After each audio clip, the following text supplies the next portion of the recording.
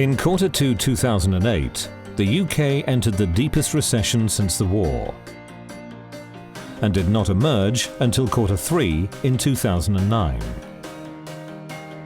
The threat of a double dip cast a shadow over 2010, and the recovery has been long and slow, with real change only evident since 2012. So what happened to UK firms during this time? As recession hit in 2008, more firms than usual went to the wall. We lost, on average, 1.4 million jobs per year. That's a total of 5.7 million by 2014. But surviving firms did their best to hang on to their people.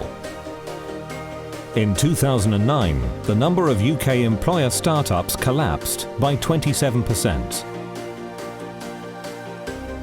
And didn't start to increase again until 2012. But the recession made no difference to the average size of firms at startup. Overall, the private sector shrank because the recession took a bite of just under 1 million firms out of the total stock. We lost the jobs because we lost the firms. But what happened to growth firms?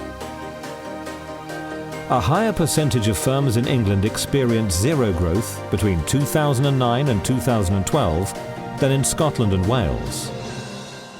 This was still the case by 2014, although the gap had narrowed.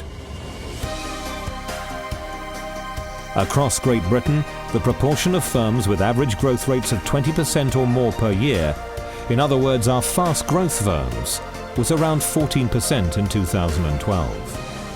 2 years later, this figure had risen to around 16% in England and Scotland and close to 15% in Wales.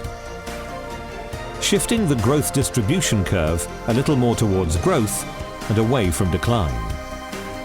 Between 2009 and 2012, just over 4,000 startups in Great Britain made it to £1 million. More than 6,000 achieved that goal between 2011 and 2014. And the number of £1 to £2 million firms scaling to £3 million or more almost doubled between 2012 and 2014. A higher proportion of English firms were achieving this kind of scale-up in 2014 than Scottish and Welsh firms.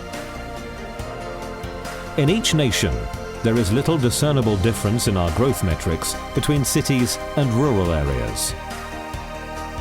By and large, at the local level, growth is finally starting to resurge everywhere, which is great news for small business Britain.